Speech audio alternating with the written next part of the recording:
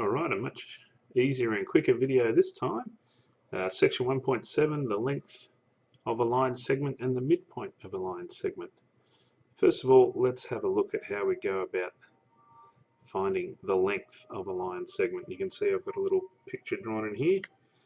Let's just think about how we'd find the length of that. Well, one way we could do that is if we knew the horizontal distance here and the vertical distance there, we could use Pythagoras Theorem to find that length.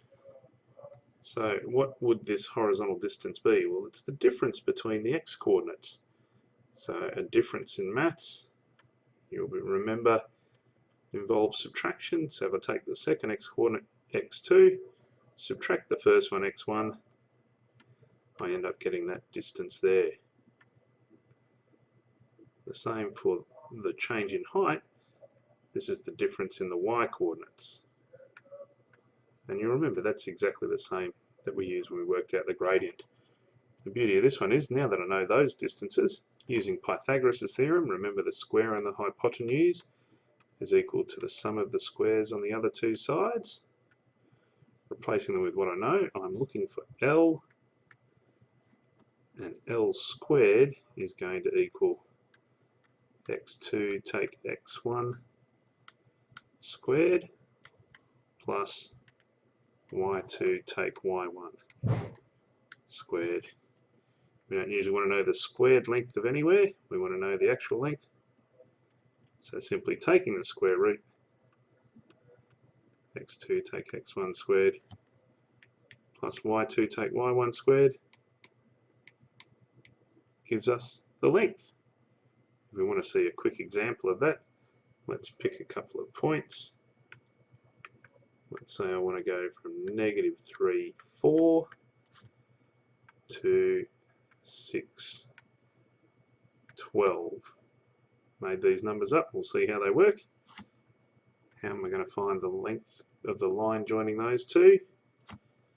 Well, L is going to equal the square root of the difference between the x-coordinates, 6 take away -3 squared, plus difference in the y-coordinates there, 12 minus 4 all squared.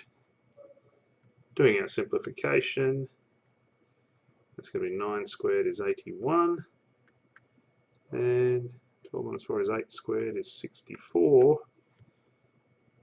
So L is equal to the square root of 145. Nothing like choosing easy numbers for myself. What are the factors of 145? Remember, to simplify a surd, you've got to find a perfect square that goes into that number, and then try and simplify from there. So perfect squares, well, 4 clearly won't. 9, if we do a digit sum, you'll see that 9 won't go into the sum of the digits, so it won't go into the number.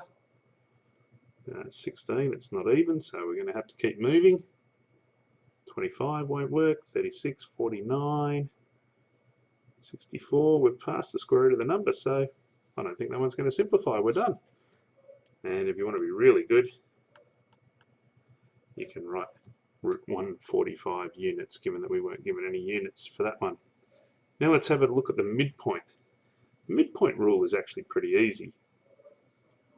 You see here, it's giving us a coordinate pair. So this rule on the left gives me the x-coordinate of the midpoint, and the rule on the right gives me the y-coordinate. Now what are they doing? They're adding them together and dividing by 2. And when you take two numbers, add them together and divide by 2, you're finding the average. So the midpoint is actually the average of the x-coordinates and the average of the y-coordinates. That's what gives us the midpoint. Let's go down to those same 2 points and see if we can find the midpoint. So the midpoint is the average of the x-coordinates. So I take the 2 x-coordinates, add them together, divide by 2, and do the same thing with the 2 y-coordinates. Remember, your answer will be a set of coordinates. You're not looking for just a number this time. Substituting in the values, I've got -3 plus 6 divided by 2, and I've got 4 plus 12 divided by 2. Remember, the vinculum there means you've got to do the sum on top first. Negative 3 plus 6 is 3, so I've got 3 over 2, or 1.5. And 4 and 12 is 16. When I divide that by 2, I get 8. So that'll be the midpoint. Pretty easy today. Get stuck into your work. Don't forget the hot maths tasks. There's a couple there for you to do, but you should find them pretty easy today. Good luck.